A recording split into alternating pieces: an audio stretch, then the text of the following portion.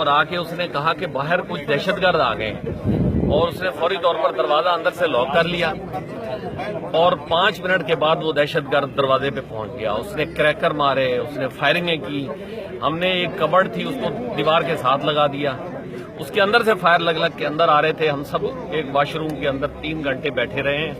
ये अल्लाह की मेहरबानी हो गई है और हमारी फोर्सेज ने टाइमली मामले को टेकअप कर लिया है। आप ये काम करते हैं? काम नहीं सर, मैं वीजा लेने के लिए आया था, लेकिन अल्लाह की मेहरबानी है कि ये हमें दूसरी जिंदगी अल्लाह ने दी। क्या नाम है आपका? रेहान अहमद। अच्छा रेहान साहब, यहाँ पे कोई और बाप बेटा भी बताए जा रहे हैं, वो भी आए हुए थे कोई वीजा लेने के लिए। अच्छा, वो भी शायद इस वाकये में कोई एक्सपायर हुआ है, कोई इत्तला था आपके? मुझे कुछ लग रहा है क्योंकि गली के अंदर जिस तरीके से फायरिंग वो कर रहे थे, क्योंकि हमने अंदर से दरवाजा बंद कर लिया था, तो लेकिन बाहर जो भी लोग होंगे जाहिर है उनको उन्होंने जरूर नुकसान पहुंचाया होगा। क्या कुछ लोग थे बाहर?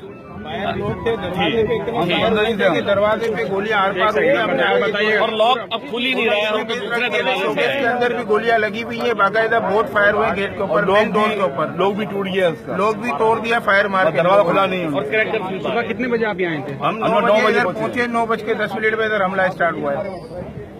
ठीक है, सही है। कितने लोगों को आप लोगों ने देखा? कितने लोगों को देखा? हम 12 से 14 लोग अंदर फंसे हुए थे। एक बच्चा भी था। फायर हमने कोई भी लोग नहीं देखे। जब फायर की आवाज हुए तो गार्ड ने दरवाजे बंद कर दिया ऑफिस में। एक बच्चा भी था साथ में। एक हमारे साथ बच्चा भी था, तकरीबन 10 से 12 साल।